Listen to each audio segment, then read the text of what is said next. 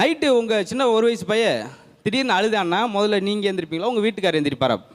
நான் எந்திரிக்க மாட்டேன், வீட்டுக்காரர் எந்திரிக்க மாட்டோம். அந்த தெருவில் இருக்க எல்லாரும் எந்திரிச்சிருவாங்க. அப்படி அழுதுருக்காங்க அடிவத்துலேருந்து அப்படின்னா அது.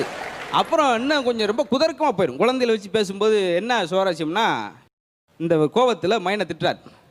இன்னையிலேருந்து ஏன் நீ மையம் கிடையாது, நான் உனக்கு அப்பா கிடையாதுடா. கிச்சன்லேருந்து அந்த அம்மா அது இன்னைக்கு தான் உனக்கு தெரியுமாக்கும். நான் கணிச்சிவாக இருக்கும்போது அதான் நான் சொன்னேன். பாவிப்பேன் அதெல்லாம் நம்ப மாட்டேன். இன்னைக்கு புதுசாக உனக்கு புத்தி வந்திருக்கு. ஏன்னா ஆழமா 4 பேர் இருக்க இடத்துல ஒரு விஷயத்தை சொன்னோம்னா இப்படித்தான் தொய்வாயிரு. இன்னொரு ஆள் பையனை கூட்டு இப்போ நண்பர் வீட்டுக்கு போனார். என்ன பையனோட வந்திருக்க? இந்த மனித குரங்க பார்க்கணும், மனுஷ குரங்க பார்க்கணும். சரி உங்களை பார்த்துட்டு போகணுன்னு வந்தேன். ஏன்டா ஏஞ்சர் போங்க எண்ணெய் வெடிக்கிறேன் நீ, இதுக்கு அவனை தேடி வர சொன்னேன். இன்னொன்று குழந்தைகள் சில விஷயம் சொல்லுவேன், ரொம்ப ஆழமாக யோசிச்சு சொல்லுவேன். ரொம்ப நம்மளுக்கு குதர்க்கமாக வருது. ஒரு தடவை சொன்ன அவருக்கு கொசு கடிக்காமல் இருக்கிறதுக்கு ஒரு டிப்ஸ் சொன்னேன். எப்படி சொன்னேன் தெரியுமா? அங்கிள் நீங்கள் நல்லா கொசு கடிக்காமல் இருக்க என்ன செய்யணுமா சொல்கிறா, உடம்பு பூரா மிளகாப்பொடியை தடவிட்டு நீங்கள் படுத்து